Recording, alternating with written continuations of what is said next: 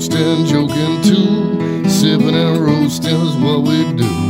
Light 'em up, drink 'em down. Whiskey and cigars all around. Cheers, y'all.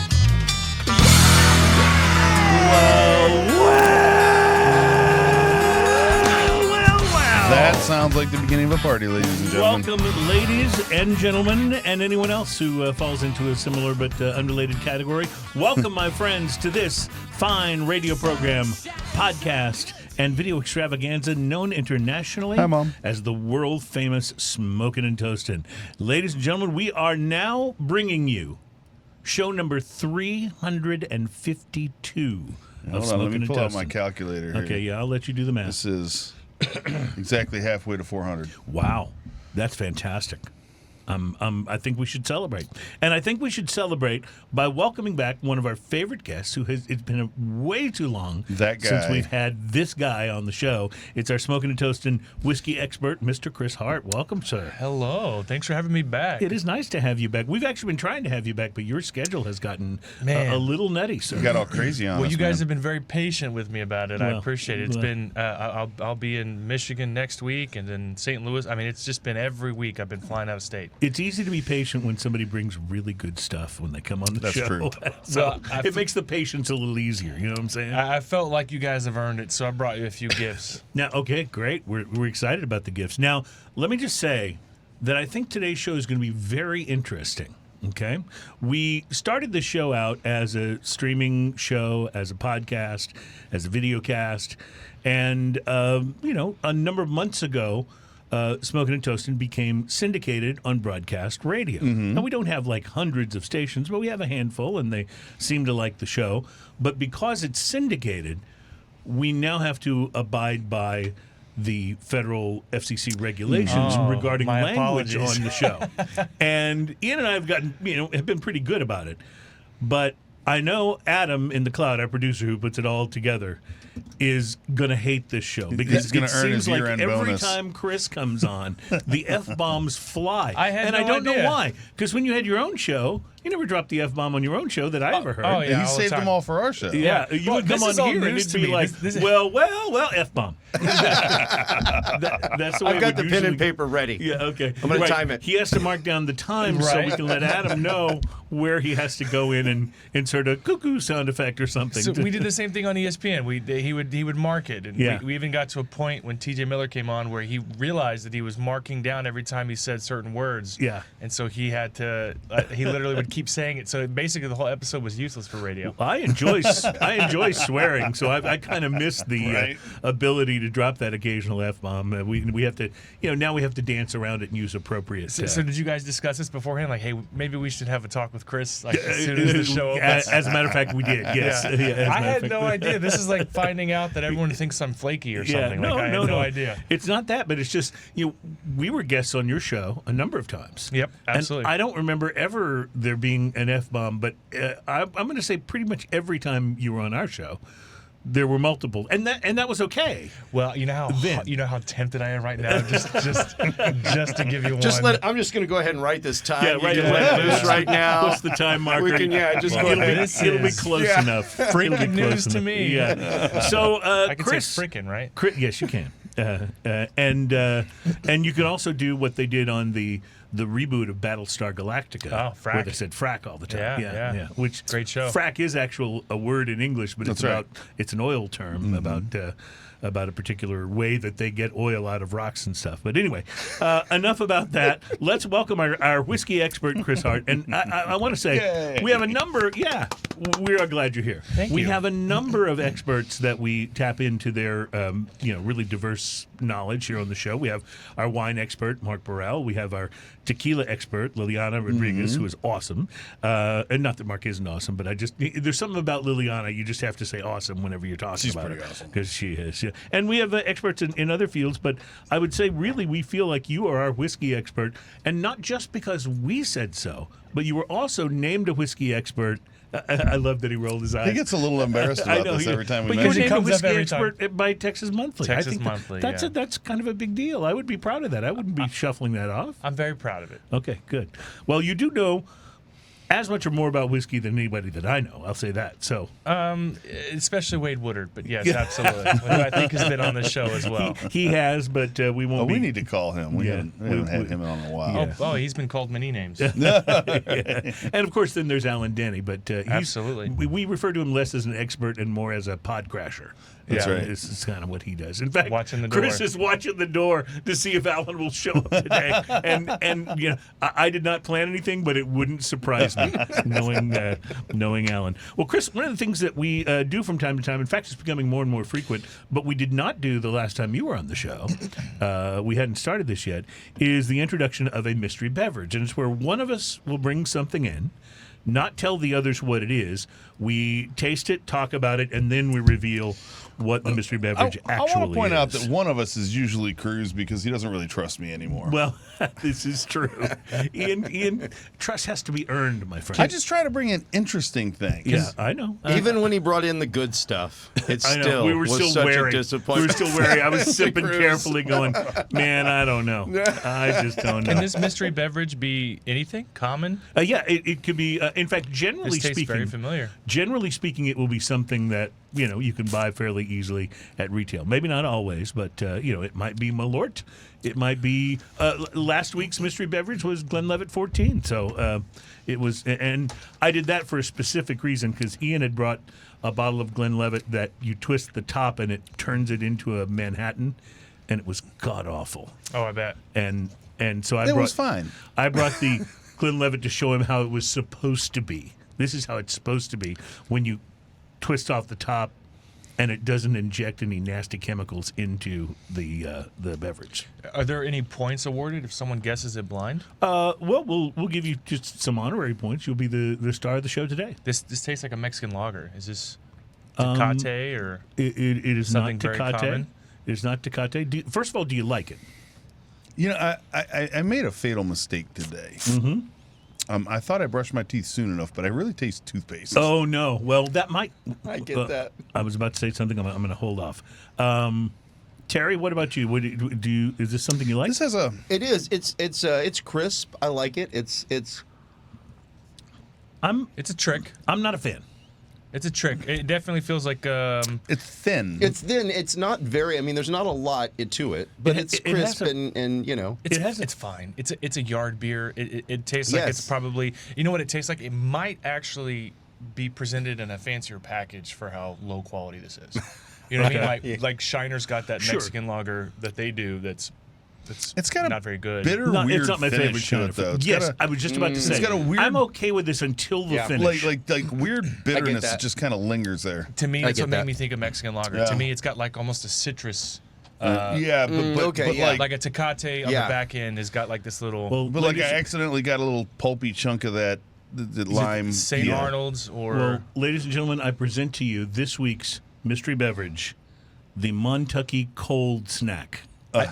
this is And we brought this week for a reason. I actually Because you keep trying to get us to like you this have, beer. You have Yeah. Montucky'd us twice. Yeah. I have Montucky twice. You guys hate it. A lot of people hate it. It's an adjuncted beer, believe it or not. It's an adjunct to beer? What does that mean? Meaning there's it's got something in it, like flavoring, like if Nice Guy Eddie was a coconut adjunct, they added flavors.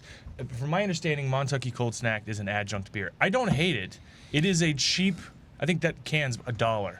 Like if you go to Beers Looking at You, they'll sell it to you by the case for $1 Yeah. a beer. I know that there- and an Arizona iced tea. So Yeah. I'm going to go ahead and point out that maybe the toothpaste helps it a little bit. It may have, because I was expecting a more visceral reaction from you based on how you've reacted in the past. No, the bitterness on Told the you it end was a is trick. really not so bueno. I did call it. It was a trick. I knew this crap. Well, It's not always a trick, but sometimes it is. I brought you guys a little something. This is in the past we have done stemware for our whiskey social. Sure. Italian Crystal Luigi Bormioli, very nice glass, but the stem could be a little bit fragile. This year we switched to Glencairns, and they just came in yesterday. So I got you guys the very first Whiskey Social Glencairn under the new name because it was the Houston Whiskey Social. Now it's just the Whiskey Social. Well, and I can't tell you how thrilled my wife will be that I'm bringing another Glencairn home. Oh, because you probably have a million of them. I have a few, but I don't have one that says Whiskey Social. So this is special. I give and you I'm one not. I'm not trying to be like, backhanded here. I love this. You guys are the first. Even my other partners, Todd and Dom, have not had a chance to drink out of them yet. So I figured we could break them in today. I am very excited. Lovely. To do exactly that. To put this to use, to good use on the show. It's going to be exciting. Well, we have a lot to talk about on today's program. We will be trying, in addition to some whiskeys that Kris was kind enough to bring, several of which I've already eyeballed and gone, ooh. But in addition to that, we'll be tasting some beers today from Real Ale Brewing Company, Blanco, Texas. We'll be tasting their Belgian-Style golden ale called Bright Shadows. So we'll look forward to that. Yum. Have you had that before? Oh, yeah. Oh, okay. Well, I had a feeling you might because I know you're into the Belgian-style stuff. And I mowed through when I went to the brewery this summer. I mowed through all their big beers while we were sitting there. Far surpasses German beers. I did not have to drive. Here's one I am pretty sure you haven't had from San Diego, California, and the Belching Beaver Brewery. We've had several of their beers on before, but this is an orange vanilla Imperial IPA called Fall of Troy. I have not heard of that one. And I'll just tell you where I got this. I picked up a Belching Beaver IPA variety pack recently. And this was one I hadn't seen before. They had that Deftones one that we've had on the show that was incredibly outrageously good. Yeah, really good. So I was excited about that. I'd seen one of the other ones, but this one I hadn't seen, and I was reading on the side of the box and it says it's only available in that sampler. So it's not exactly like a lot of the whiskeys that Kris brings in that you can't buy anywhere on the planet, but it is something you'll have to do an extra step to buy. So I think some of the whiskeys you're bringing today, though, are available at retail. That's right. Absolutely. And maybe available for sampling at the Whiskey Social? That's correct. Okay, so good. We're going to talk about that. And then also, I did this for Ian, but I have a feeling Kris may enjoy it too. From Fremont Brewing in Seattle, Washington, we'll be drinking their Brew 6000 barrel-aged barley wine. Oh. So very excited about that. And I love barley wine. Kris brought the spirits. We'll it's tell you my about favorite river beer. We'll tell you about some cigars to watch for. And I don't know whether you guys, we try not to get into politically charged things here on the show. And certainly climate change is one of those things that people feel very, very strongly about. Some people feel like it's absolutely real, and that's what the scientists say. And then other people feel like that's being amped up and sort of. Did anyone actually notice the sleight of hand when global warming became climate change? Yeah, sure. That was pretty amazing. Sure. Well, call it what you want. You need to be concerned about it now, because the latest scientific release says that climate change, or global warming if you prefer, could make beer taste worse. So now you got to care about it, is all I'm saying. Montucky Cold Snack could get worse?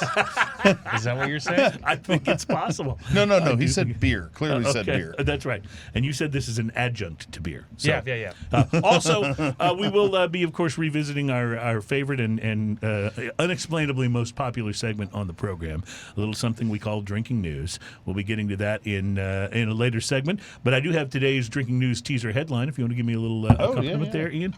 Today's Drinking News teaser headline: You'll never eat cucumber again. And with that, we will take a break and be back. I want to find out what Ian smoked this week for his cigar that he wants to talk about. I've got an interesting one, I think, myself. And we'll be telling you about a dozen new, or they're not new, but a new list of a dozen high-scoring cigars that Cigar Aficionado says you should be smoking. Right now. Yeah. People seem to be backing off the right now. I don't know. Maybe it doesn't work as clickbait anymore. At the same time. Yeah, Smoke them at the same time. Always makes me think of Reefer Madness. We'll be right back. It's Smoking and Testing.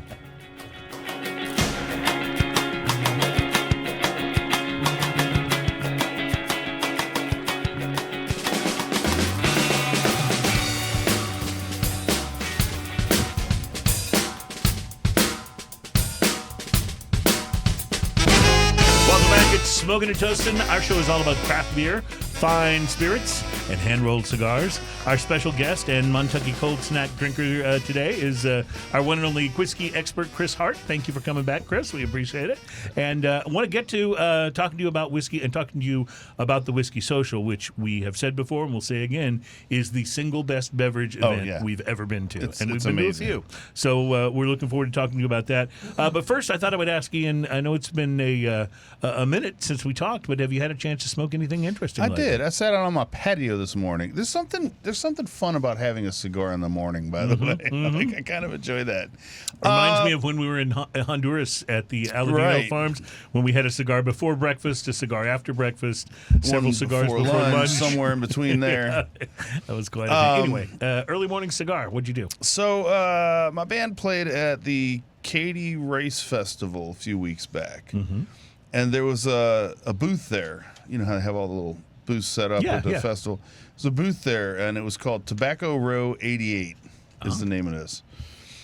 So this cigar is a Nicaraguan Puro from Otempe, Jalapa, and Condega regions of Nicaragua. It's a Churchill 7.5 by 50-ish. Their website. Not much information. Not giving you a whole lot of info. Not much information on it. That's okay if the cigar was good, though. The appearance on this thing, medium brown, leathery, oily wrapper, semi-smooth closed foot, had a band on it, and a large sleeve that covers almost the entire cigar. So, like, you only could see little bits of the actual leaf. Then when you pull that off, you said it was real pretty. The pre-light sniff on this, earthy and rich mocha with a touch of raisin kind of sweetness to the nose. I used a punch on this, had a very light draw. Even with the closed foot, it had a very light draw. I think it was packed a little on the looser side. I got bread, brownie batter, mocha, sweet tobacco, and a little spicy on the lips from the tobacco. The initial light on this, Nicaraguan pepper blast right off the bat with a weird bitter tanginess. Not totally unpleasant, but weird. Was not expecting it. Okay. Settles into white and black pepper, tangy sea salt, yeasty bread. That's all I had to say about the first part of that. Retrohale's campfire and charred oak. The first third of this, copious amounts of smoke provide notes of leather and baking chocolate along with the aforementioned flavors. Salty tang and black pepper backs off just a little bit. Retrohale's nutty and spicy pepper, flaky ash, good burn. Do not let the ash get longer than just a moment here. The nutty notes appear and weave throughout with wood and spicy pepper as a foundation. Full strength and spicy with a sea salt air is a good general description. Retrohale is nutty and crusty black pepper. Flaky ash, good burn. The last third of this cigar comes in pepper and salt, ramps up here with a woody and walnut shell kind of note. Well, the flavors overall are not unusual. They come together in kind of a unique way. While the salty tang can lead to a bitter astringent quality and the pepper can be a bit grainy, the woody notes and nutty notes seem to kind of keep it in check. Construction was good, quality overall. Retrohale, charred toast and pepper. Flaky ash, good burn. This thing's $15. That's a pretty expensive cigar. That's a pricey cigar, yeah. I was tempted to give it a 4.5 because there's lots of $15 cigars that I think are way above me on this. But the experience was unique. It was a very different kind of flavor cigar. So I'm going to give it a 5. You're getting what you pay for. Actually, and especially at a festival kind of thing too. So I'm going to go ahead and give them the benefit of the doubt on that one. But overall, not bad. So 5 means you get what you pay for on the price to quality scale. And I will just mention that sometimes it's good to try these other things. I have a tendency to have a flavor profile that I like, and most of what I smoke is kind of right in that flavor profile. So it's always, I think, good to try. Well, I'm curious. I have one of their other cigars that's a $30 cigar on their website. Oh. Now, I did not pay that much for either of these, but we'll talk about that a little later. All right, and I'll tell you what I smoked this week. Plus, we'll get to talking whiskey with our whiskey expert, Kris Hart, when we return. This is Smoking and Toasting, and we'll be right back.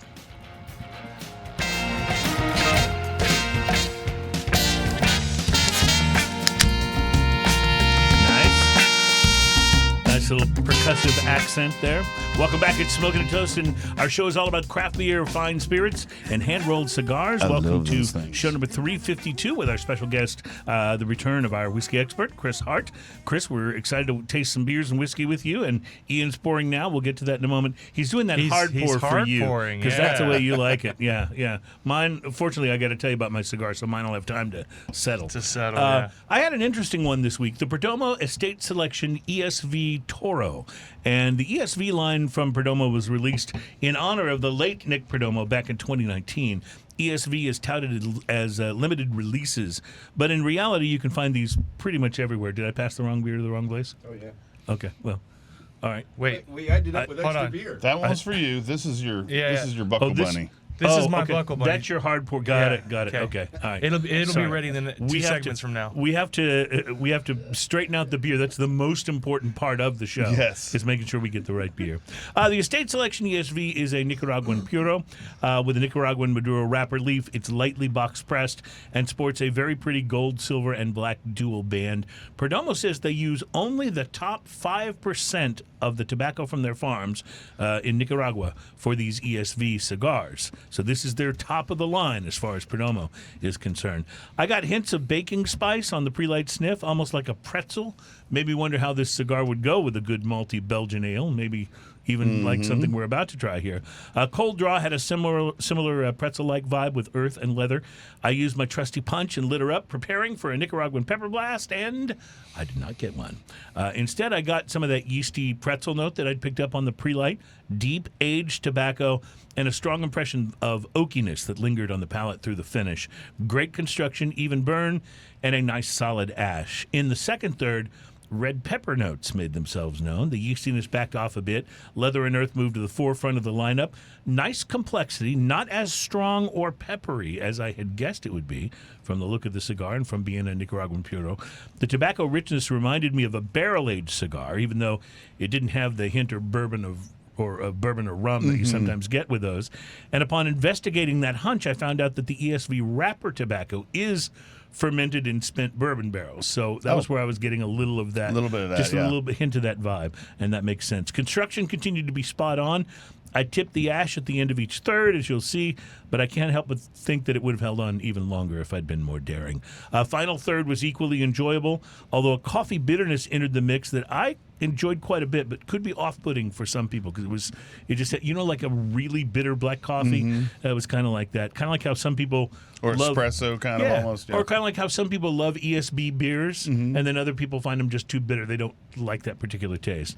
Red pepper, wood, and the continued presence of that aged Maduro tobacco flavor that makes you feel like you're smoking something that's pretty expensive kind of continued with this whole cigar. It is a little pricey, not ridiculous by today's standards, but certainly when you consider that Perdomo uses only what they consider to be the best of their tobaccos in this blend, you kind of get it. It comes in at $12 to $13 a stick. I will give it a solid 5 on price to quality. I won't go so far as to say it's like a new favorite for me, but I would definitely smoke this again. It was very good. And I've enjoyed the ESVs. I think it's a good cigar. And talking about, the price of cigars, I used to think, okay, over $10 it's a super premium. Now it's kind of like over $12. You almost got to hit $13 or $14 to Inflation be super premium, is though. really and it's hitting everywhere, but certainly the cigar market as well. So anyway, but I enjoyed it. It's not a new favorite, but I would definitely smoke it again. So there you go. Let's get right to the beer. Ian has poured this. Now you've had this before. This is from a very good brewery out This of is from Real Ale, yeah, out Blanco, in Texas. Blanco, And- Texas, however you want to say it. And Guess we it depends on called what it your accent Blanco is. when I was growing up, but it's probably supposed to be Blanco. Yeah. So, and only a Blanco person would probably pronounce it Blanco. Well, that's like in San Antonio, there's a street that's called San Pedro or San Pedro. But if you're in California, there's a city called San Pedro. So there's, it's just, that's it's always that's like a this. thing. I remember a band came from L.A. and they came out here and they were going to be playing. I can't remember where it was, but they were like, "Hey, we're going to be out at San Jacinto," and I'm like, "Oh yeah, not here. That's not the how worst it is." though is when I lived in Boston. There's a suburb of Boston called Dorchester, Dorcheester, Dorchester, and then there's another town about half an hour from Boston that's spelled the same way except with a W, however it's spelled, but it starts with a W. But you don't call it Worcester. It's Worcester. But Dorchester is Dorchester, not Duster. Well, of course. So there's no figuring it out. There's no rhyme or reason. You just have to trial and error.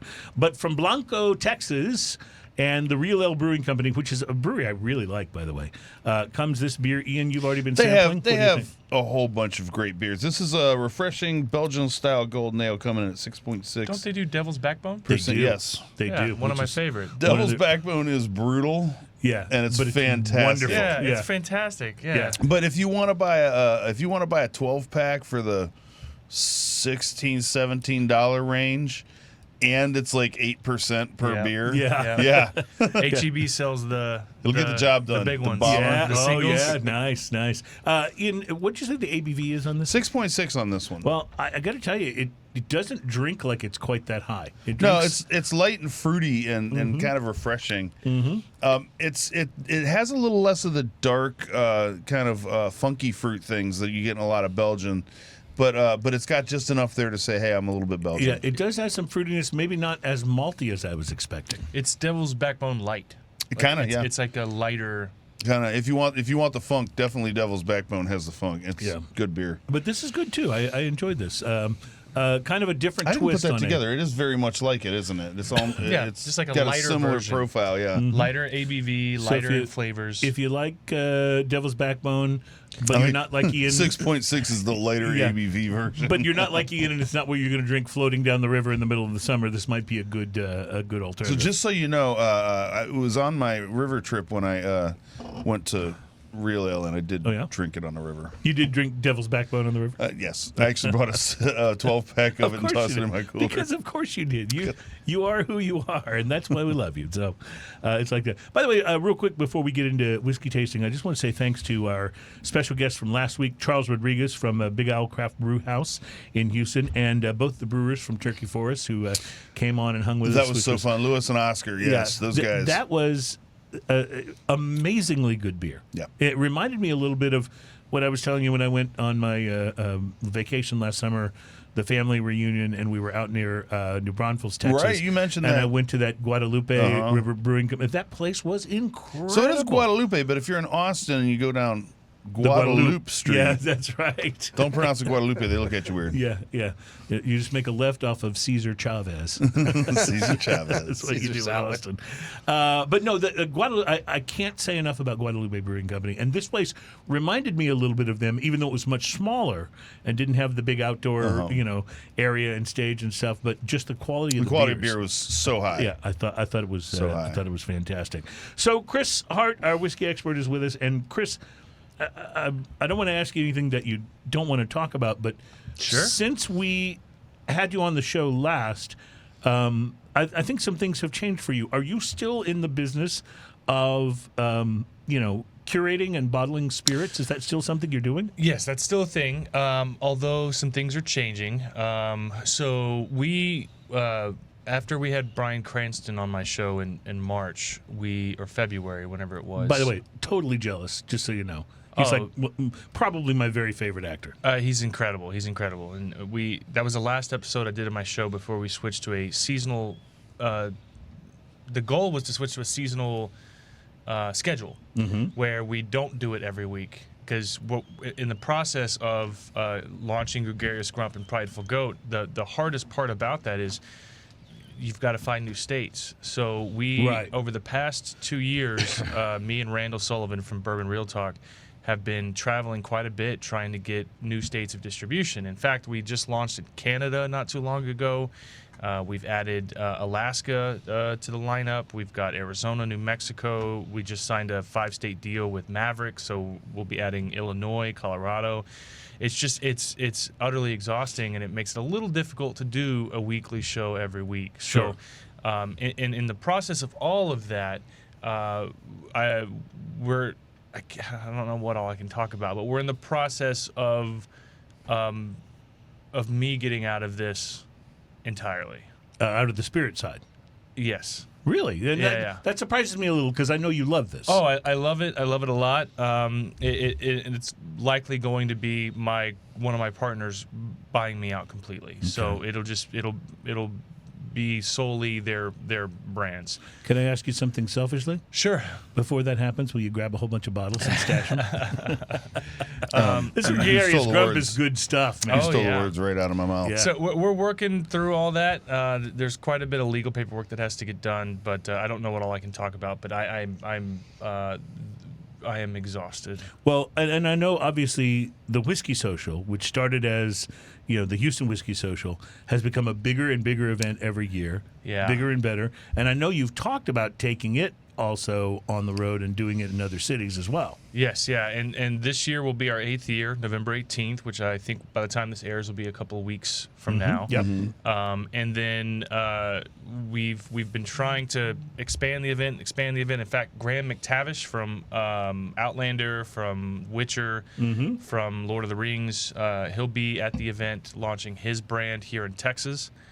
So there's another whiskey, there's another celebrity spirit. Celebrity Spirit. Dee-dee-dee-dee. Celebrity spirit alert. Yeah, but I'll give you positive hope because he partnered with another bourbon podcaster. So the bourbon podcaster's not going to let you produce. Yeah. Well, It's going to have to be. It's going to have to fairness, be at least this good, right? in fairness, not every celebrity spirit release is proper number 12. Sure. Some of them are actually quite good. Now, we talked about one last week that I have my real hard doubts not to say about. the F word, but keep going. I have my doubts about, but we'll see. We'll taste it when we The get F our word's implied. hands on it. Yeah, for sure, for sure. Well, this one's good. It's a 7-year-old bottled in bond, so it's 100 proof. It's Oh, 7 nice. years old, and it's about the same price as Prideful Goat. It's gonna be a banger of a product. So You think it will be more impressive than the one we talked about last week, the new whiskey from Jean-Claude Van Damme? it's funny enough. I just saw that. Yeah. I just saw that. I many years ago, I sat down with Dolph Lundgren, and I asked him on camera, out of all the '80s stars, who do you not want to drink with? He's like, you don't want to party with Jean-Claude. So the And then you say why? the fact that Jean-Claude's producing a whiskey is absolutely hilarious to me. That's funny. Also potentially funny, but could be good. I don't know. It depends, I guess, how you come, what side you come down on this guy. But there's another one coming out now. Michael Bublé. Yes, from Michael Bublé. Yep. I mean, I listen. Great voice. Yeah. I don't expect much from it. Well, I understand though he's not involved in the actual whiskey itself. He's partnering with people who supposedly know what they're doing. I mean, that's pretty par for the course for a celebrity So brand. he's just putting his name on it. Right, exactly. So, so why don't you pour us something here, Chris, while we're talking whiskey? Well, this is our 6-year bourbon. I don't know if you guys have had this. We released this last November. Cask strength, 6-year-old. And this is the Prideful Goat. Prideful Goat. Yep, yep. And this is, I just want to say, we had Prideful Goat rye on the show. It was the week Ian was out. My guest co-host Jim Hyman and I had it, and that's a wonderful rye. Oh, it's done this well. We won a couple of I know awards can be hit or miss, but we won a couple of Rye of the Year awards. And to be honest with you, some of our original barrels just turned 8. So the goal, and we nice. just got label approval. So we'll be doing some 8-year rye here shortly. This I look fall. forward to that. Yeah. So, but this is the straight bourbon. Is that right? Oh, I'm sorry. No, yeah, this is the straight. This is the straight bourbon. That's what you just Yeah, poured that's what us. I just Okay. poured you. So Sorry, this I was is- picking up the wrong bottle. It's okay. This is the straight bourbon, and this is wonderful, actually, on the nose. Take really, a little myself, if you don't mind. It's your. I suppose we'll let you. It's your bourbon. Ian, have you sampled yet? I'm just taking in the nose. The nose is so nice the nose on is this. wonderful. Okay, now what are you doing? Well, This it's a brand new glass, so I'm just kind of rinsing out. Oh, the you're the sort inside. of getting it. Okay, I got you. Make sure what I'm smelling is the whiskey and not anything lingering in the glass. I thought it was some new bartender thing. No, it's very sweet. Wow, that is good. It is very sweet. Is it corn based? Yeah. So our Indiana rye is 75-21-4. 75 corn, 21% rye, and 4% malted barley. Because you can taste the sort of sweetness of the corn. Very sweet. Yeah, but it's a real pleasant sweetness. Mm-hmm. It's like, and it's in Not two a spots sugary too. It's like right sweetness. up front and on the lips, And then on the back of the and then tongue. on the very back, it's very sweet. Yeah, but it's really good. This is What does this sell for in our local retail establishments? So it is currently at where are we at? Yep, 75-ish, maybe 70, depending on where you're at. It should be in line with Sagamore Rye. It's line priced with the rye whiskey. So the rye and the bourbon are the same price. So at that price point, I'm just curious, is that an easier sell or a harder sell than something that comes in, let's say, in the $40 45-ish. range? Yeah. I mean, it's a perfect category range for the connoisseur, the hobbyist, right? So it's cask And maybe strength. there are more of those people who are willing to try something new. I'm guessing. Yeah, I mean, you're hitting all the key notes, right? So cask strength, unfiltered, whole 9 yards. Well, it sure is good and definitely worth that price. We'll talk more about that and talk a little more about whiskey like when we return. Bubblegum and cinnamon on the back. So good. It's really delicious. I'm going to have some more of this. We'll be right back. It is Smokin' and Toastin'.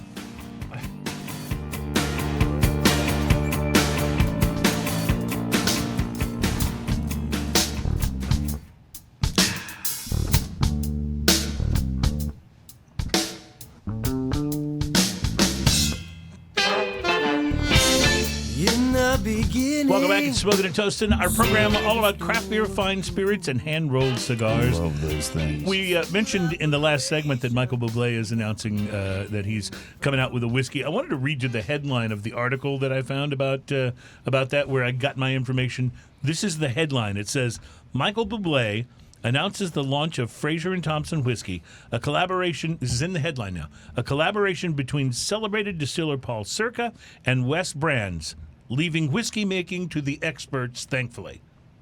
That's all in the headline. What a spin. What a spin on that. Yeah. So, Like, since we're just using his name, yeah. But I figure when they're talking about in the headline that basically you don't know jack about whiskey, but you're working with the experts. I guess that's, well, it's from PR Newswire. So maybe that's how Michael Bublé put the PR announcement out. I don't know. Well, it's interesting. They actually sent me an embargoed release, and for those who aren't familiar, in media, when you kind of get the headlines before anyone else does, they put an embargo on it. You can't talk about it. You can't do anything. Right. So I got that a couple days before that it became an announcement. And then I just Googled it just to see if it was out there already. And it's totally It's out there already. Yeah. Like, what are you embargoing it for? There are Just no like the new Taylor Swift song. Yeah, that's right. There are no secrets in the world of the internet. It's all over the internet, all over Instagram. So you brought us something that's not one of your spirits. but- Actually, surprise. No, Yeah. I'm just kidding. Oh, dude, that would be big news, wouldn't it? So- this is Weller 12. Weller 12, one of the big parts of the Whiskey Social is we call them tater bottles. These are the things that they're hard to come by. They trade for a lot of money, and we just pour it out for free at the event. So this is everybody that's watching on video. Take a good look at this guy right here, because That's right. If you're at the Whiskey Social, and we do highly recommend that you go to the Whiskey Social. There isn't a ticket that's more worth it in terms of a beverage It's festival. amazing. Yeah, it really is. We did the math one year, and I want to say it was like, if you break down the ticket cost and what you get at the event, it's about 40 cents a pour. So you tell me one bar That's you can go to, crazy. even For in less the than worst $1, part yeah. of town, and get a pour for How less. many, than Also, $1. he's perfectly framed with these wonderful, Okay. wonderful drinks right Well, here. this How is why many I wanted pours to are say. you gonna have? How many different expressions are you gonna have this year? So we fluctuate. We try to be conservative, but there should be around 400. But we say 350 mostly. Wow. That's good. 350 plus. Only 350. Only I just wanted to make this point, though. If you're watching on video and you see Kris here, and you're at the Whiskey Social, and you see him walk out onto the floor, stop what you're doing and go over to where Kris is, because he comes out. You're already surrounded by all these booths and these great whiskeys and spirits, but when Kris comes out, he's got one of these tater bottles, Yes. and he's pouring. He's just walking around pouring it for people. Yeah, we bought a bunch of 1980s and 90s Blantons, and we bought some Weller 12. We've got a couple extra bottles of Pappy. Ooh. So we Love it. we plan to be pouring out quite a bit at the event. This is fantastic. The nose by the on way. this. Oh, it's just Yeah. it's, This is it's a outrageous. solid. It's a Yeah. $40 bottle that no one can find, and we happen to get our hands on 12. Wow. 12 of them. So you'll have 11 of them at the. So we'll have 11 of them in the social. I'm sorry, 10 of them. No, but that's what's so great about the social is that you kind of expect to some degree what you're going to see at all the What's booths. the ticket price? What's the standard ticket price? Oh, I don't have it off the top of my head, but I want to say it's like $75 for general admission. That is okay. Let's. That's a steal. That's unbelievable when you can walk in. Now again, you mentioned this is a $40 bottle, but you can't find it. So on secondary, it goes for outrageous prices. $200. Yeah, like the, But absolutely you know how hard outrageous. it is still to find a bottle of Blanton's, and you've got how many? 6. And that you'll be pouring, and you're going to so- be pouring that. That's not even taking into account the aged expressions that everyone's going to have at their booths, and the Right. new expressions everyone's going to have at their booths, and all these other things. 350 different ones. Plus, you'll have some craft conservatively beer. for You'll have a few other spirits. $75. Beer, other spirits. There should be wine there. We're going to have, in fact, we've got quite a bit of new brands that have never been to the event. Oh, that's So, exciting. I love trying new stuff, that's and this is pretty the perfect wild. place to do it. Perfect place to try it before you Absolutely. buy it. And, of course, All Village right. Liquor will be on site. Website to find out. Oh, so you can order WhiskeySocial.com. something, yeah. HoustonWhiskeySocial.com. That's where to go to get your tickets, and we recommend that you do. For those of you who are listening on one of our affiliates that only carries the first hour of the show, thank you so much. We bid you adieu, but we hope you'll go to YouTube and check out the rest of it because we got a lot more to come, including more tasting. We still have to talk more about this Weller 12. You know, he And of looks course- great. Even just he sits there and he drinks the whiskey just perfect in between all of the drinks. It's framed perfectly He's right a here. professional. He's an expert. And I'm also married. Slow down. We will be back with hour 2 at Smoking and Toasting.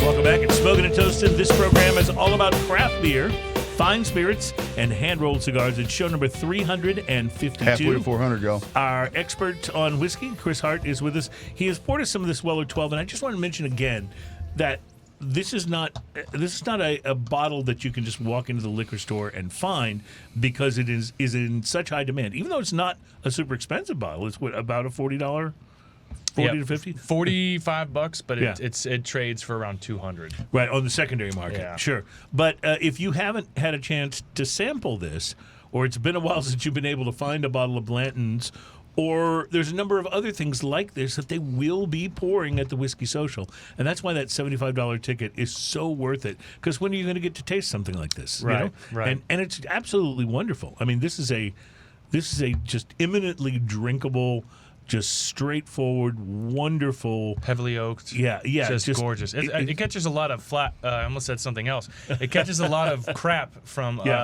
snobs because, well, it's overrated. No. It's appropriately rated. It's a $45 bottle. It's 12 years old from Kentucky. I mean, as cheap as we can possibly get Prideful Goat at 6 years, it's still a $70 bottle. Right. Because we don't make it ourselves. Right, and that's with you like discounting it as much as you can get away with. And me and Randall doing everything for the brand. We are Right. the sales reps, Right, right? right. So the 12-year-old Weller 12 for sub $50, it is pound for pound probably the greatest whiskey, pound for pound, around. certainly that you can buy in that price range. Absolutely. No doubt. Well, it's absolutely wonderful. It's got just this, the finish on it is just absolutely stunning. Apologies. We're passing beer around here because that's what we do. Pass around the beer, yes, sir. Terry, have you got Hard-poured yours on and there? Yes, I do. Okay. So the beer that we're trying here, and then I want to try some of the Prideful Goat Rye, because we're trying an IPA from Belching Beaver, and this is only available in that IPA mix pack that I picked it up at Specs, and I'm sure you can find this all over the country right now. Fall of Troy IPA. Orange Vanilla Imperial IPA. We're bringing back a fan favorite with dubious beginnings. Let's just say it. It was a mistake, Troy's mistake, which So that's why they call it Fall of Troy. proved to be a happy accident. This mosaic hop laden Imperial IPA is smooth and juicy with notes of orange and vanilla. Troy is hereby inducted into our Brewers Hall of Shame, along with other legendary brewers like Ivan the Terrible and Josh Dammit. Cheers. Yes, so we've had Ivan the Terrible, I think, on Yes, here, right? yes. This tastes like orange sherbet. Yep. It's Yeah. real wonderful. good. I was It's actually wonderful. thinking It of tastes- creamsicle. Yes. Yes. It tastes more than it smells like orange. And there's a really, really good Buffalo Bayou does a creamsicle beer that's really good, but it's not an IPA. It's more. I think it's more of a cream ale. And isn't it's it? also not as prevalent. Right. The orange marshmallowy creamsicleness is so in your face that you can distinctly Well, taste the it. funny thing is, when I smell this, when I put it up to my nose, I get kind of a little hop dankness that doesn't happen at all on the No, it's on completely the palate. negated by the vanilla and the creaminess of Love it. this. Yeah, This is great. really good. Yeah, I actually have had this before because I couldn't wait to bring it onto the show. I tried one of the other ones from the mix pack, and I liked it so much I was really excited to bring it on the show and see what you Says guys thought. ale with natural flavors, contains lactose. It says damn good times. The only thing that bothers me about it Coming is, in at 8.5. Oh wow. Yeah. It drinks under proof. Yeah. The only thing that bothers me about it is I hate when brands say this was an accident when it often isn't. Like Brimstone is the only one I know of that was genuinely an accident. If you ever had Balcones Brimstone, Yeah. because the guy literally left the grain in the still too long until it burned to a crisp. Like that was an accident. But oftentimes the accidentally poured this delicious thing at the right measurement into the it's the amount of things that have to line up for it to be this good is hard for it to be an accident. Yeah. Well, are you suggesting that the Wild Turkey Forgiven was not an accident? Maybe. That's a pretty good whiskey, though. Yeah. That's why they discontinued it. It's a pretty good whiskey. though. Wasn't Wild Turkey one of our winners of our bottom shelf bourbon blind taste test? No, We did? I 100% believe that. Wild Turkey was fine. Wild Yeah. Turkey and Old Granddad. Old Granddad did was- really well too. Yeah. There's two brands that catch a lot of flack in the whiskey world because they're usually so inexpensive that they're what you drink when you first start drinking in college. Definitely not before college age, of course. Correct, But correct. Wild Definitely Turkey, Wild Turkey, and Jack Daniels. Yeah. But Right. but objectively in the bourbon world, Jack Daniels, not the standard bottle, but the Jack Daniels barrel proof. And Oh yeah, that stuff's Everything fantastic. that isn't the old number 7. by the Correct. way. Right, yeah. Correct. Everything that isn't that is actually pretty It's good. pretty amazing, yeah. Yeah. And Wild Turkey 101 is incredible. It's is great. It might be the pound for pound because you can get a 750 for $20. I told you that I just found that out like 5 or 6 years ago, right? Yeah. Like, because we used to drink Wild Turkey. That was our Christmas Eve. All the guys were in the garage. We'd just do shots of Wild Turkey and sit around and smoke cigars and stuff. At, Sounds at like my a family's Yuletide house. party And to so me. I always hated the Wild Turkey after that because, the hangover and everything. And then as a joke, my brother bought me a shot of Wild Turkey on my birthday. shots. And I took a sip.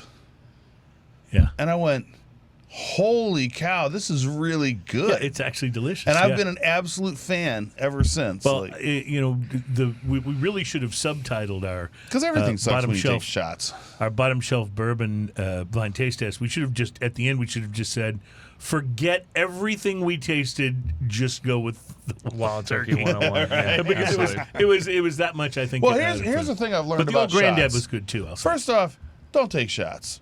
If you're going to drink really bad whiskey, maybe you should shoot it because all of it tastes bad when you take a shot anyway. Right. But then why would you bother drinking bad whiskey? So I don't know. Yeah, not a big shots fan. Although I take that back. Last night, a couple of my brother-in-law, we have these dad nights where we go out at like 6 o'clock.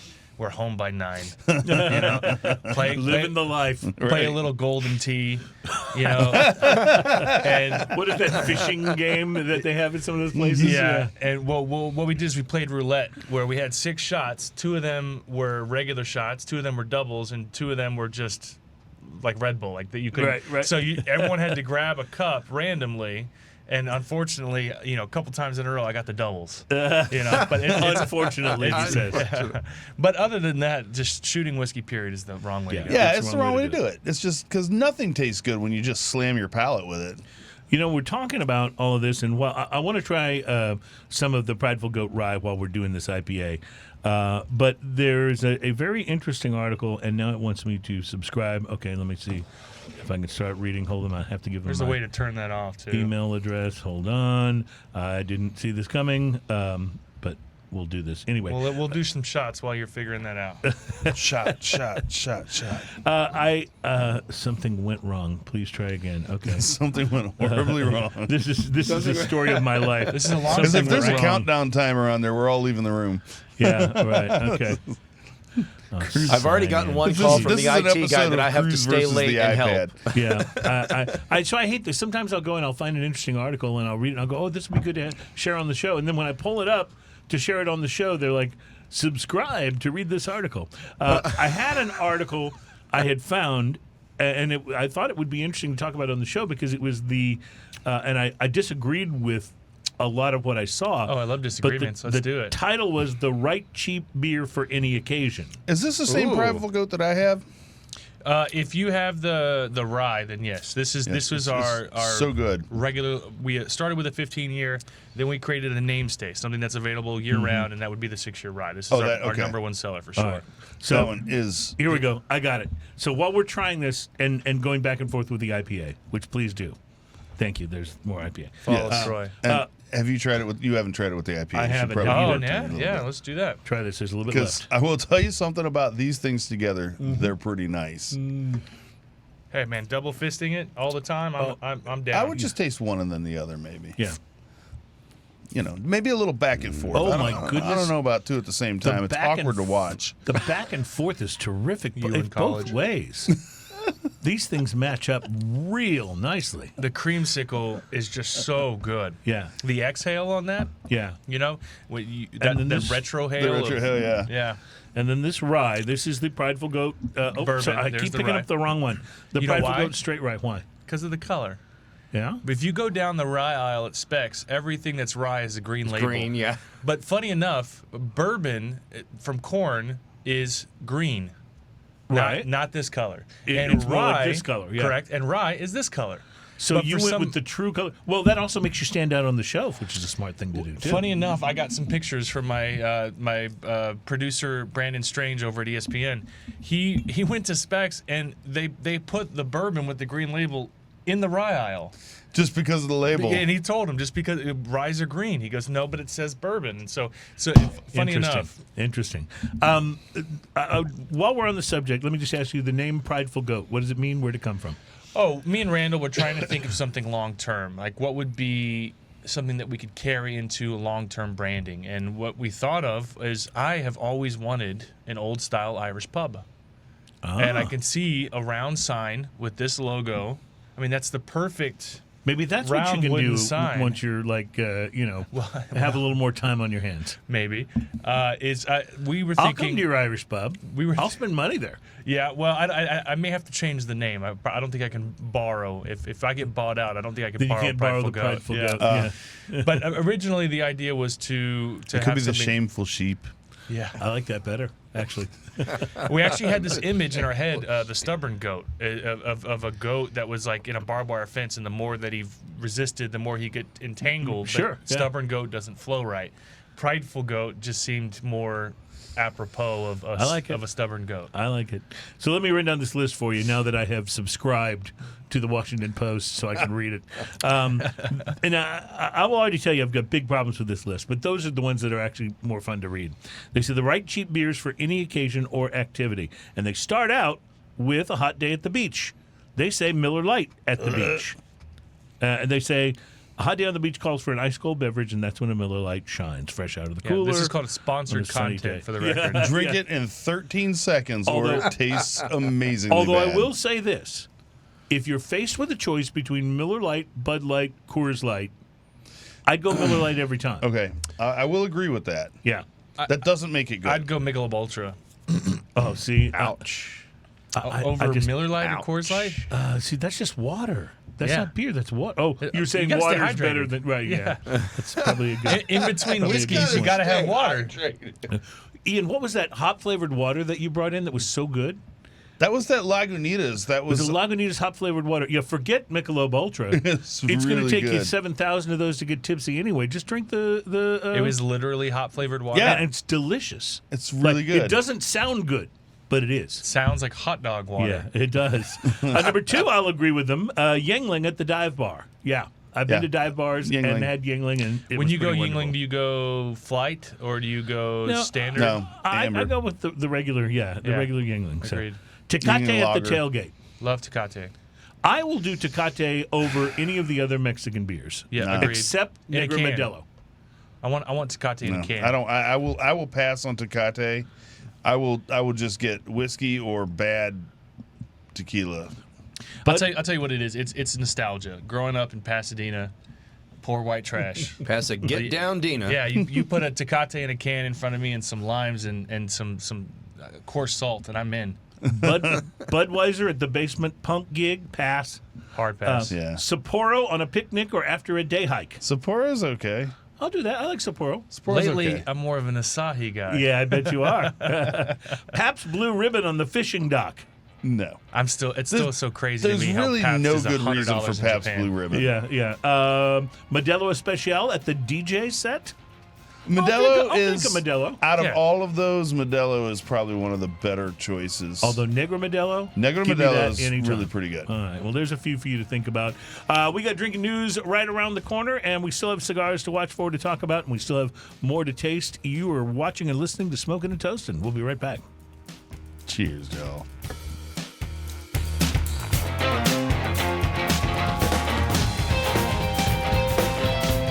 Welcome back at Smoking and Toasting, our program all about craft beer, fine spirits, and hand-rolled cigars. I just want to say this one last thing about that last segment, and that is that if you have the opportunity to have this Belching Beaver Fall of Troy IPA and the Prideful rye. Goat Rye, do it. Get both of them. You will thank me later. You will They're thank so me good together. later. Yeah, You know, they it's really a are. weird thing that IPAs and ryes work so well together. And IPAs they're not the friendliest style of beer in no, terms it's of working just with other something- things. Something about that combination. I ran into that totally by accident. I'm sure people knew that before I did, but Yeah. I ran into it totally by accident. And As a person who loves cigars and loves IPAs, those things kind of keep separate existence. You know, like when you have two friends that don't really like each other, so you don't invite them both to the same thing. Is that Right. why I mean, Alan have you and seen me my are podcast? never- That's why Alan's not here. Yeah, exactly. that's why me and Alan are never on the same episode. No, but it's kind of like that with IPAs. Like I don't smoke a cigar usually when I'm drinking an IPA because they have a tendency to not get along all that well. Yeah. So it's interesting to me how well the IPA gets along with the rye. when you get into It's bigger fantastic. IPAs, you can get away with it a little bit. When you get Yes, into like agreed. the doubles and the and just Imperials in general, you can kind of get away with it sometimes. A little bit of a change of subject here, but one of the things I have loved about the spirits you put out is that you've gotten into the cognac and armagnac space with some really remarkable beverages. Yeah, also, love the name Oh yeah. What, That's a, Gregarious Grump? yeah, it's a fun Gregarious reference. Grump. Yes.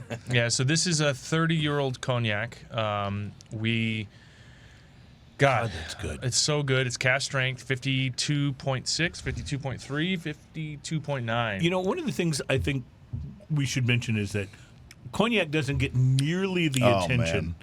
that a lot of other spirits get, whiskeys or rums or tequilas. I think it's better than. I think it's the This number one is spirit. a wonderful, wonderful expression. It's just there's something so smooth and delicious Also, about I it. dare you to find a cognac that doesn't go well with cigars. Mm-hmm. Like, if you're a cigar smoker, cognac dude. is a beautiful, beautiful Isn't it thing. made to go with it? I love. I want to violate fire codes There's right like now. a dark chocolatey grapeness going Yes. on with this right here. Yes. Well, it's one of those things that and I dare you to find one cheaper. Believe it, it's expensive to produce a 30-year-old cognac, but Yeah. realistically, you're not going to find a 30-year-old cask strength cognac for under $250, under $300. And this one we snagged at I think it retails for $160. However, there's a couple places in town that we ran a short special with. You can actually pick this up at NASA Liquor for $45. Holy cow, that's worth a drive. Lee's Liquor as well. What? Lee's Liquor off Navigation. They've actually, I take it back. Someone recently texted me clearing her out of everything she had. But for a 30-year-old cognac to be under $100 is a. Can you So- say damn? Yes, you can. It's a damn steal. I think I'll be driving down to To NASA to Road 1. NASA Road 1 this weekend. You know what my favorite reference was to the road? Side note: the radio restrictions is when I was at ESPN. We were allowed to. I was allowed to call you a butthole. I just couldn't refer to mine. So if one of the FCC regulations is you can't, said butthole. you can't, Right. It can't be excretory or genitalia oriented. you can't Yeah. talk about your body. Yeah, Which yeah. is interesting. Which is very interesting. Well, Well, married couples sleep this- in separate beds. yeah, wouldn't it like back on the Lucy show that not only do they have separate beds, but one of them had to have one foot on the floor? Really? During the bedroom scenes? What does that Oh, mean? really? I have no idea, but I think that's right. That may have been. I think they could be in separate beds in the same bedroom as long as one of them had. And both fully A foot dressed on in the like floor. Yeah. outrageous amount of Like pajamas. full pajamas and then robes on top of that and then more on top of that. But That does a foot on is the- exactly when I would have said, Lucy, you got some splaining to do. You got some explaining to do. Does a foot on the floor mean it's not possible to be doing anything bad? I don't know. I'm not sure that You're not Usually fully actually- in bed. You're I'm not gonna fully in naysay bed. that right now. Well, I'm not- maybe that's what it is. Nay, You're not fully I in bed. say. Yeah, because Ah. I thought it was implying that you couldn't be doing anything, but that's how you get You're not gripped. fully in Yeah. bed. Yeah. I love it. See, these are the kind of conversations that you get into when you drink a fine cognac. Or when you're 5 whiskeys and 3 beers in. So this is available though at retail, right? You can get it retail. It's available. Total Wine has it. It's so good. And any of It's your local delicious, retailers, Chris. you could simply ask them, say, hey, can you get this in? They can get it in. All right, look. If you're looking for a cognac that is nothing but chocolatey grapeness, this cognac is so good. Gregarious Crump 30 year. And if It's so good. if chocolatey grape sounds weird, it's not. Get It's it. freaking delicious. We'll be right back with Drinking News.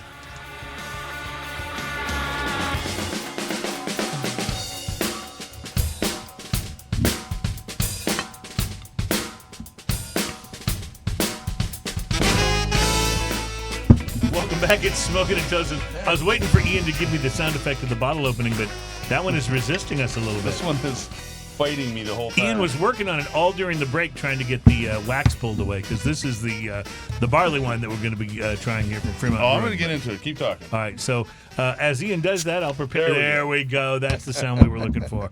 Thank you very much.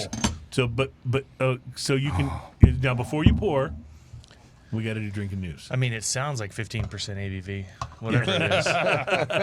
I love the sound of. You mean I high have proof. to sing for my barley wine? You do, in fact, especially when you find out how much this bottle of barley wine cost me. So, so yes, you'll sing and you will like it. Ladies and gentlemen, it's time for a segment on the program that has become against all better, higher standards and forces, has become the most popular part of the Smoking and Toasting show. It's a segment we like to call Drinking News. Y'all know the words. Sing it with me.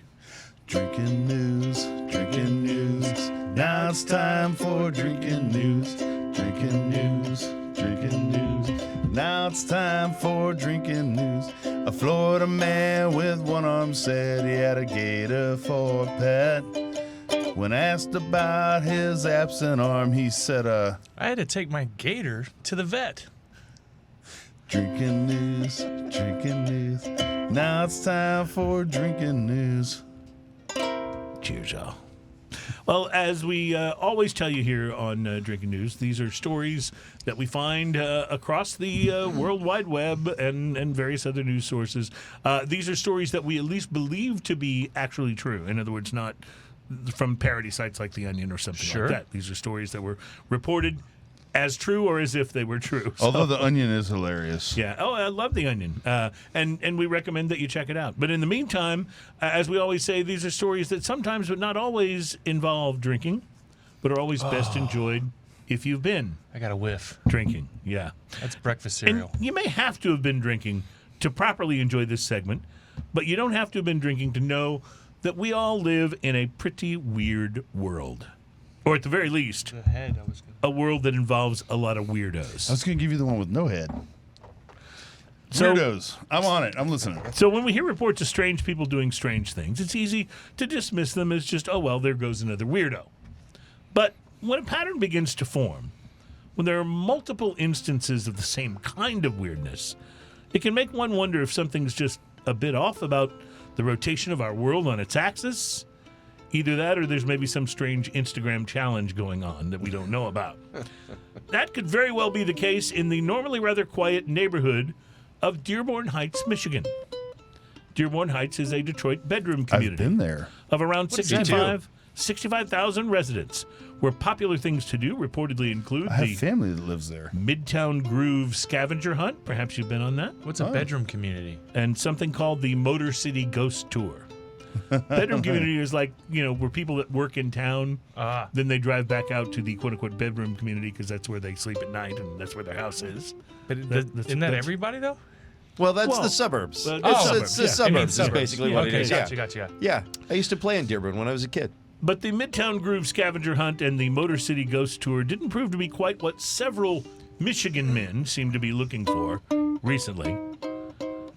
Dearborn Heights police have reported incidents of not one, not two, but three different Michigan men choosing instead to pleasure themselves in public within a single week. Michigan man. One man was found to be naked in his That's car. different from the Michelin Man, by the way. Oh, yeah, it's a Michigan man and Michelin man. Very different thing. Wait, are we Michelin not allowed Man- to do that in our car? Michelin Man is inflated and puffy and white. But I'm gonna also stop right found in now. Detroit. One man was found to be naked in his car, polishing the banister, as it were. And when Wait, he was, that's illegal. You're saying that that's illegal? it is, in fact. And when he was caught by a citizen on video, he reportedly opened the door of his blue Honda Why CRV was a citizen videotaping to someone reveal doing that? he was completely naked. Again, Michigan. I don't know. I can't tell you. You know And what? that's when he opened up the door to Right. reveal. Like, hey, you taking video? Okay, here you go. There you you go. So wait a second. Like this is so bizarre from top to bottom, right? Yeah. The first- Specifically the bottom. So Top to to speak. bottom, yes. Specifically the speak. bottom. Way to put that. So first off, if you're walking by a car, you're like, man, you know what looks like is happening in that car? Like your first instinct is to take out your phone and film it. You Yeah. are now making a porn video. Exactly. So doesn't that person get in trouble Who too for knows? making Maybe a porn not in video public. in public? Maybe the person with the phone has an OnlyFans account. They were just looking for content. You never know. I mean, come on, you can't just go around making can't public just walk- porn You films. can walk film down in- the street and find content. Come on, here you go. I mean, come on, people have to work for that. A second man was spotted by a member of the neighborhood named Harold Piegler, Again, man. who stumbled upon the Michigan man celebrating Palm Sunday Sounds like a superhero. while he was out for a walk with his dog, Butkus. Yes, the citizen who caught the man wailing away on himself has a dog named Butkus. You cannot make this stuff up. Police say they're investigating the theory that these are not isolated incidents, but that there may actually be some kind of an online forum, a TikTok challenge, for example, or something, encouraging men to participate in boxing the one-eyed champ in public. I don't. In Dearborn so I Heights. have a dog, and I don't remember ever like walking the dog and thinking to myself, "Wow, my zipper's a little tight. Let me take care of this." Well, it Like- wasn't the guy walking the dog. He's the guy that spotted the.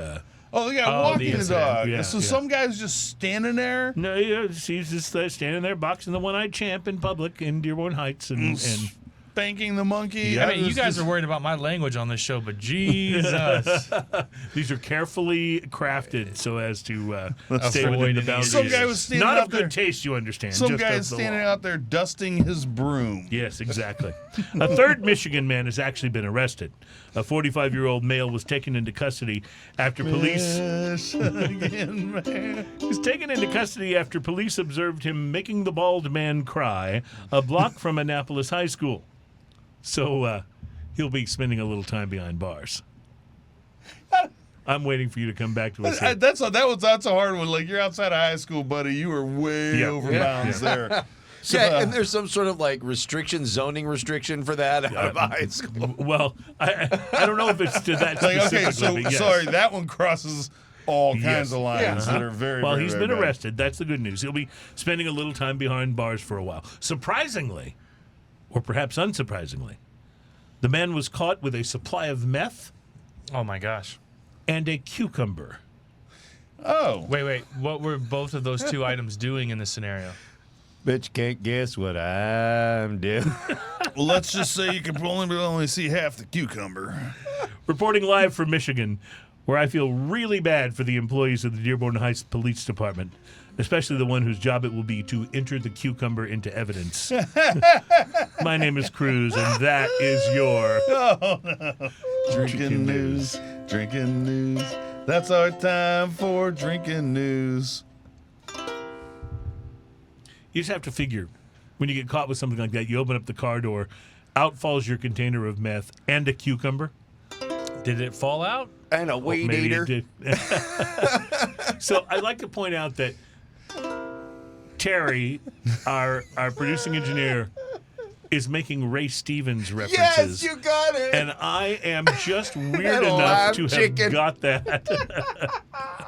I'm so glad you got that. And some peach preserves. That's right. Oh my God. There's 3 people who got that, but they're cracking up. I'm a right. logger. Yeah. I'm a logger.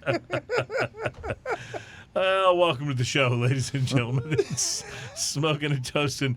We went off the rails somewhere back there. I'm not sure exactly where it was. Let's just go back to the beginning of the show and start over. All of a sudden, I want a salad. How long can you hang, Chris? Let's do it all over again. All right. While all that nonsense was going on, Ian poured one of his favorite substances in the world, which is a barley wine, into some cups, which we are about to sample. And I don't know about you guys, but I'm across the studio, and I could smell this almost from the second that Ian opened it up. Rich and wonderful. So here's the thing about this. This is Ian's holding that bottle big. like it's a long-lost friend. and ridiculous, and the mouthfeel Decadent. is outrageous. Yeah. Dying to know how All much I've done you is paid just for it.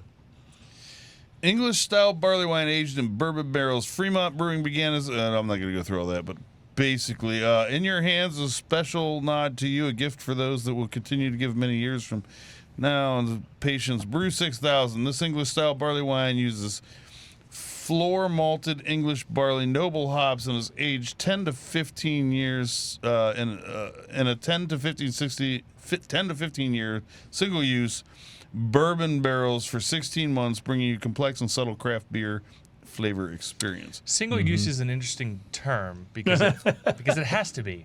Right. I would say all beer is single use. Right? Yeah, well, bourbon. All bourbon is single use. Right. So you call it a single use bourbon barrel. Yeah. Single-use Coca-Cola. It's like gluten-free vodka. All spirits are gluten-free. Yeah, that's right. So it is, yeah. However, in the Scotch world, a lot of barrels are not single use. But it's not Scotch. It's bourbon. That's true. Well, How much did you pay for it? About $45. Whoa. Yeah.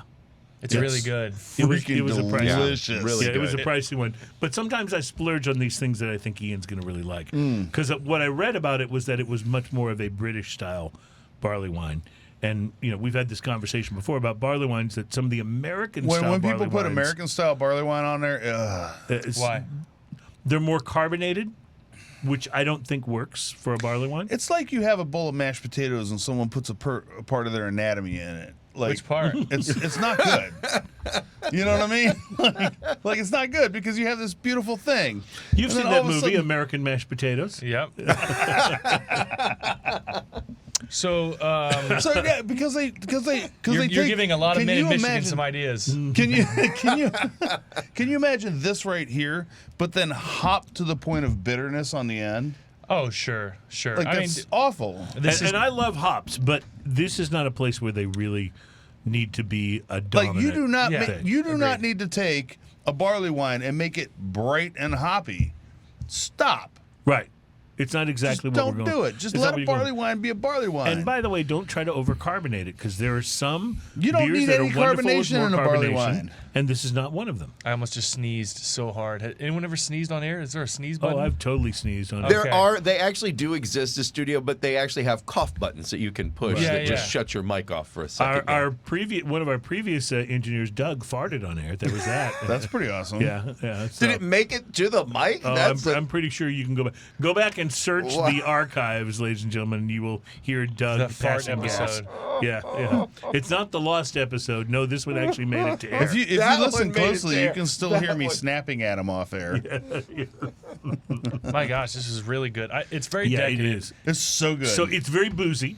Oh my gosh, I just thought of something I should have What's that? done. I feel so bad. What? We did something, HBS, Houston Bourbon Society, we did a peanut butter stout in bourbon barrels through Copperhead Brewery. Nice. They're very well loved, and they do a lot of very bougie beer Right, people. big boozy beer. Yeah. Oh, bougie, not Big boozy. bougie beer people say that Copperhead makes again. the best barrel-aged beers in the Houston area. Big And- bougie beer people make barrel-aged beers. Yeah, I'll get there. That's a beautiful alliteration, by the way. So I have Big a bougie couple of these beer bottles people. that I should have brought to you guys. So next time I come see you, I will bring you guys our bourbon barrel aged peanut butter stout. I would love some of that. It was they do the King of Terrors series. Ours was called King of Taters. King of taters. Yeah. Oh, that's I really want good. to point out this cognac Is wonderful. and this barley wine. Together? Yeah. Dude. Oh, I bet. Like, got I would some have never guessed. Oh my Right. gosh. I don't think a barley wine is necessarily Just pairing smell them with back anything. and forth. You'll get it right on the nose immediately. Like, they're because this has this kind of raisin / date kind of yes. thing going on, Love it. and then this has this chocolatey grapeness going on. Oh yeah, They- we're And what are jamming now. grapes? We're jamming yeah, what are now. raisins? I mean, yeah. They're cousins. They marry each other. Well, that's not how that's supposed to go. Yeah, you made it weird, but that's okay. Sorry. I just meant This segment, There's this a lot of- segment couldn't have gotten any weirder. Where are you but from somehow exactly? It did. there's a lot of raisins in the barley Dear wine. God, Chris, I'm not good at this, guys. I just want to encourage people. Like, Have you ever and- talked on a mic before? Yeah. Have you ever seen a grown man naked? That was what I thought of when you said that. And somehow the segment got even weirder. But it wasn't me. Yeah, right. So, Chris, I just want to mention, and I hope you'll stay around. Can you stay around for our goodbye segment? It's our next segment. Do you have time? Or you need Let's see where are we at. need to bolt? Yeah. We're good. Okay. So I do want to remind everybody about the Whiskey Social and why it's such a Absolutely. great thing to go to. So we'll do that in our next segment. But we do have to take a break as we enjoy more of this barley wine and this cognac. Holy oh, my God. cow, Who would have right? known? This is wonderful stuff, and we'll be right back. It is Smokin' and Toastin'. Yeah, it came out totally wrong. I meant grapes and cognac and grapes and barley wine.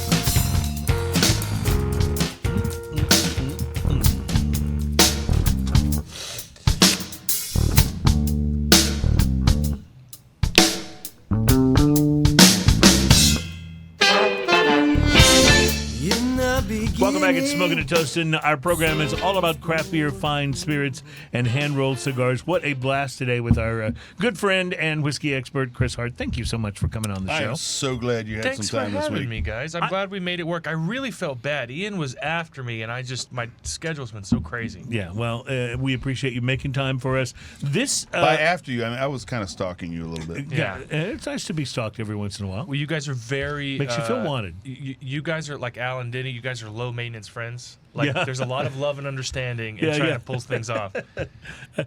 Would you describe Alan Denny as a low-maintenance friend? I don't think he used to be, but he's become so easy the last few years. Like Yeah? I have not.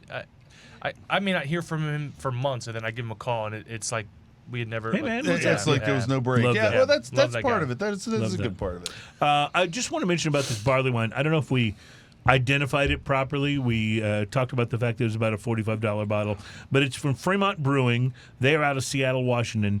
It is their barrel-aged barley wine, and they do one of these each It is year. beautiful, by the way. This was the 2022, I believe, and it's called Brew 6000. What I don't know is if they will make it Brew 7000 next year, or if it'll be Brew 6000 April 2nd, 2023. 2022. Also, by the way, this is coming in at a paltry 11.9. Really? Yeah. So it definitely drinks. You would expect higher. One of the ABV. things I went on their Yeah. website. You know, looking when at- I see barley wine, I expect right around 12. So it's in Yeah. my expectation. I went on their website looking at this a little bit before the show, and they do say drink it now or age it. Either way, it's awesome. So Right? Well, Yeah. Do you think that the Brew 6000 is a clear reference to maybe their 6000th cook? You know what I I mean? don't know. I Like don't their know. actual brew session, I know 6,000? that. I think they I started know Bell's with did a probably Brew batch 1000. 10,000, and that was literally because they'd done 10,000 batches of beer at that point. So I don't know Right. what the Brew 6,000 might be. Maybe I don't that know, was maybe it is their 6,000 6,000th, batch of beer. They different- did a yeah. barley wine, and now it's called that. Maybe. I mean, it it's might morphed be. into- They do it in bourbon all the time when you have the 8 millionth barrel Right. of bourbon, right? Right. I don't know. Chris, before we just hit the Whiskey Social one more time, I love the just Whiskey want to Social. encourage you. I know you've talked about maybe, you might step away from the beverage side of things for a little while, but I just want to encourage you. Your spirits that you've come out with are so, and this is like no BS, they're so wonderful that I think you have a place in this space. And I hate to see you not being active in it. I really appreciate it. I have a lot to say on that. I'm sure you do, and that's why I waited till the last segment so It's you wouldn't okay. be able to. Yeah. But I really appreciate it. It has been seriously, a fun. I hope that you will keep your toe in the water on some level because you're really, really good at this. This cognac is wonderful. That gregarious Grump line that you put out, we've had other stuff that you brought on before, has always been fantastic. And then the Prideful Goat stuff. I mean, seriously, that rye is the unbelievably rye is good. outrageously And good. the bourbon's great too. I'm not no slide on that, but Sure. just that rye. You just said it the hit same me. way that people talk about me and my wife. They say, "Oh, She's so Molly wonderful." Is so yeah, wonderful. yeah, yeah. No, Chris is, no slide on you, Yeah, Chris. yeah, yeah. Sorry. Chris I is mean, good too. Chris is he good too. exists. Yeah, but Molly, man, she's so great. Well, you'll have to ask Molly to come on the show with us sometime. Oh my gosh, she'd be a hoot. She would be hilarious. I'd love that. That'd be great Well, fun. we had dinner that one time not that long Yes, we ago. did. It was great. Yeah, But I love that because we'd had just enough to drink that Chris started like bagging on people. It was a wonderful night. man, you guys remember things that I don't remember. I think that's kind of Like the point. our I think memories, that's kind of the point. my memories of y'all are like all friendly Yeah, and fun, right, yes, and then y'all that's- memories like that guy cusses a lot. He's talking about cucumbers too much. Wait a second, I wasn't there. He wasn't bagging on me, was he? Well, he wasn't necessarily bagging on you, but he was like, "So, Ian, what's up with that?" What's up with that? Kind of, That no, guy. No, What's up with that? What's up with I know that? that's not true. I made that up. He didn't say that. He didn't say that. He Yeah, didn't say you know why I know it's true? Because I like you more than him. that. So that's how it works. Yeah, that's how it works. No, I but feel all seriously, fuzzy and warm. the Whiskey Social Yeah. that is one of your biggest endeavors, and it's coming up, and I'm so excited for it every year because it's so much fun, and it is of all of the tickets that you could buy to an event like this one is far and away, in my opinion, the most worth it. You get so much. It's not just some guy trying to do a little festival so he can make some money. It's someone who really cares about this stuff and is really to share it. really wants to share it and share that experience with people. Making And money would be nice though if that was possible. I didn't know that was an option. Nobody here's- told me. Here's hoping that that's something that transpires. But I love the way you're doing it. You're looking at quality first, right? Well, I absolutely. And listen, check it out if you've never been. HoustonWhiskeySocial.com. It's our 8th year. I cannot wait to see 10. I cannot wait for y'all to be there for the next 2 years. If you're from out of town, book a hotel room. It's worth it. It's yeah. absolutely worth it. Uber, and hotel room. Drink lots of water. Have a great week, Chris. It's so great to see you again, and So great, you're guys. always welcome on the show. Thank you. Thanks for the spirits, and cheers, y'all.